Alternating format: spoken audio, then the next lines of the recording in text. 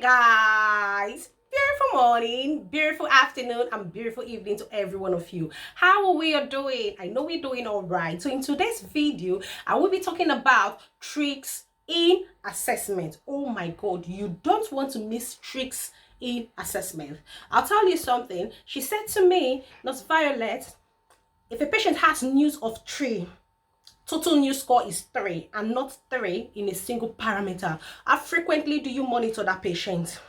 I said, what's your scenario? Because there are certain scenarios you have, and even if the patient is newsing at 3, that's the total new score, the patient is newsing at 3, but you can't write 4 to 6 hourly.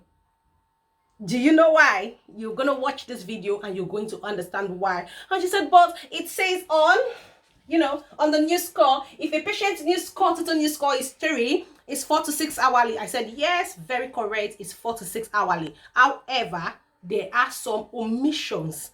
For instance, if a patient you are assessing in your Osce exam is having difficulty in breathing, it is evident, even if you have a live patient or is a mannequin, but your assessor answering for the mannequin is breathing like, I can breathe, I can breathe well, I can breathe well, and you're asking, are you having any oxygen? And you say, no, I'm not having any oxygen. And at the end of the total, the patient is not having 3 in a single parameter, but the total new score is 3. Are you happy to monitor this patient for 4 to 6 hourly? The answer, of course, you might not be happy as a nurse to monitor this patient 4 to 6 hourly because you're seeing that this patient is not breathing properly. And more also, you go further to count the patient's respiration. If it's a live patient or if it's a mannequin, they give you the cue card and you are having the patient having a respiration of 24. Are you happy to monitor this patient 4 to 6 hourly? Anyway, guys, if you're meeting me for the first time, my name is Violet Culture. I actually talk about everything you need to know about Osce exam here in the UK. And sometimes I just do some positive vibes here and there. All right, guys. So in today's video, we are going to be talking about tricks in assessment. Don't forget to give this video a like. Don't forget to share with your friends who are preparing for Osce exam, and don't forget to subscribe as well. Before we dive in, I just want to give a massive shout out. Oh my god, guys, nurses are brilliant. I got too many messages on my WhatsApp, too many messages, Facebook, Instagram. Oh my god, the messages are numerous. I celebrate with you all who have passed your Osce exam, and like I keep saying, welcome to your band 5 rules, and more than the sky is definitely your limit. And if you're writing soon, oh my god, don't be scared. Osce is simple and nurses are equal to the task. All right, so come with me, guys, and let's dive directly into this video. Irrespective of whether you're writing old or new Osce, you need to watch this video to the end. Now, the temperature for this patient we are doing today is 36.4. The pulse is 90 beats per minute. The respiration is 24 counts per minute. The BP is 140/80. The SpO2 is 94. The patient is saturating on air.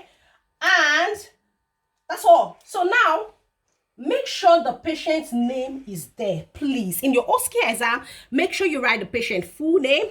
Make sure you write the patient's full date of birth. Make sure you write the date of admission.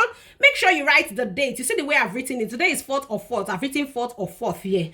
And make sure you write the time. The time is 11:50. Then make sure you chat. When chatting, if you're the kind of person that uses glasses, make sure you wear your glasses when chatting. As you see, the news chat is very tiny. So if you use glasses, please make sure you wear your glasses and when chatting. All right. So our respiration is what? 24. You see, I have dotted 24. Our SpO2, we use K1 for the sake of your Osce exam. We've said severally use K1 for the case of your Osce exam. You see, I've charted it under 94 to 95. So this patient is already having news of 1 for for saturation and news of 2 for respiration of 24. All right, and we are told from our cue card that this patient is saturating on air, and the patient blood pressure is 140/80. Make sure you chart it properly, 140/80. And the respiration is 90. The pulse is 90. We were told the patient is is alert, because we've been chatting with the patient. The patient is alert. And the temperature is The temperature is 36.4. So we chart 36.4. Now, our total new score is Is 3. Why? The patient has a respiration of 24, so we have a score of 2. and the patient has a saturation of 95 and 94, so we have a new score of 1. So our total new score is 3. Because our total new score is 3, and look at our new score. If the patient has a total new score of 1 to 4, how frequently should we monitor? 4 to 6 hourly. Is that correct? That's correct. So, but in this case, this patient's respiration is 24. That should give you a concern. 24. So 24 is quite a high respiration, and the saturation is already getting compromised because the patient is now saturated at 94. So although the patient is having a total new score of 3, but the patient is not all right. So during your assessment, hello, Mrs. Haley, how you feeling? I'm not breathing well right now. I'm not feeling too good because I'm not breathing well. You. You're not breathing well at all. No. Oh, is this new for you? No, it's not new for me. So you're not breathing well at all? No. All right, I'll pop up the head of your bed. As I pop up the head of your bed, is it better?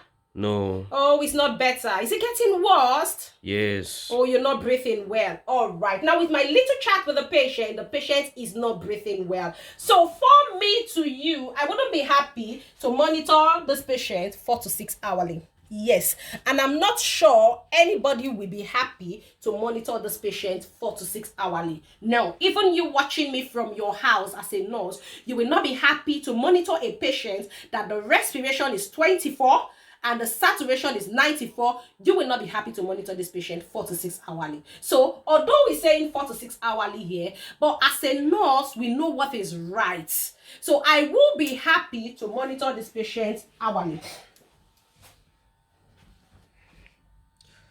And I will be happy to escalate the care, and I will be happy to sign my signature. All right. So, Mrs. Haley, I finished your assessment. All right. Okay. So, from your assessment, your respiration is really high. I have to be honest with you. You're having a respiration of 24, and your saturation is not very bad, but your saturation is 94. So, although you are having a news of 3, I'm supposed to be monitoring you 4 to 6 hourly, but because you keep telling me you're not breathing well, and I'm seeing you from your respiration is not good as well, I'm not happy to monitor you 4 to 6 hourly. I'll rather monitor you hourly. I will escalate your care to the doctors. I will escalate your care to the nurses. All right. Then if the doctors are happy, immediately we'll pop you on oxygen. Is that okay? Okay. Fantastic. So guys, it's just putting on your thinking cap. So when she said to me, Nurse Violet, oh my God, I failed. I did the right thing. The patient has a news of 3 and I monitor the patient 4 to 6 hours. That's what I said. And I said, what scenario did you have? She said the patient was just telling me during the assessment, I can't breathe, nurse. I can't breathe, nurse. I'm not breathing well, nurse. I'm not breathing well, nurse. I said, okay. And so what was the patient's respiration? She said on her Q card, the respiration was 24. Oh my God, you see? So sometimes even in Osce exam, it is not static. You put on your thinking cap as a nurse. What would I have done if I were to be in the ward and the patient is having a respiration of 24? Am I happy to monitor this patient 4 to 6 hourly? No, you wouldn't be. So don't think because, oh my God, it's Osce exam. Oh, 4 to 6 hourly. No. So you let your assessor know and let the patient know, although you are having a new score of 3, but you keep telling me you're not breathing well. And when I did your respiration, I counted it for 1 minute. And from the Q card I was given, either you have a live patient or whichever. Also from the Q card I was given, you are having a respiration of 24. You know, if you have a mannequin, they give you a Q card, all right? That all the vitals and in. But if you have a live patient, some live patient can even be doing like, so when you count their respiration, you can even get as far as 24. So, you know, so it's not really good to monitor a patient who has a respiration of 24 4 to 6 hourly and who is not on oxygen. If the patient is on oxygen, it's a different ballgame, at least you know. But this patient is not on oxygen, the respiration is 24, and this patient is crying to you saying, nurse, I can't breathe.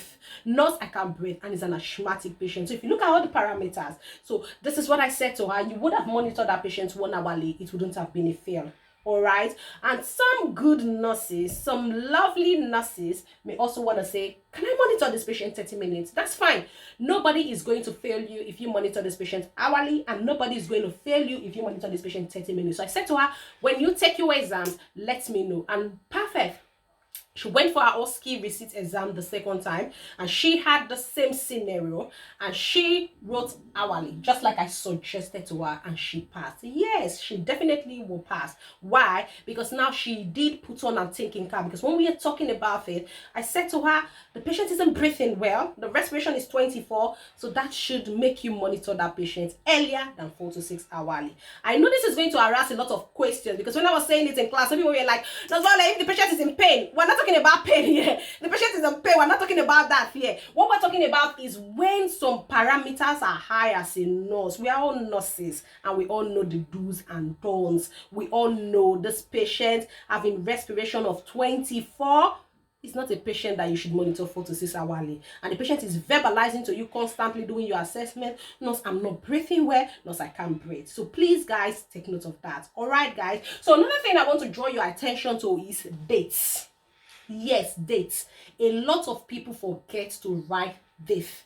I had somebody who, added me on Instagram, followed me on Instagram, and she said to me, Nurse Violet, I want to speak to you. And funny enough, that day I was really free, and so we are chatting on Instagram, and she said to me, Nurse Violet, how do I sue NMC Osce? Like, how do I apply for a remarking?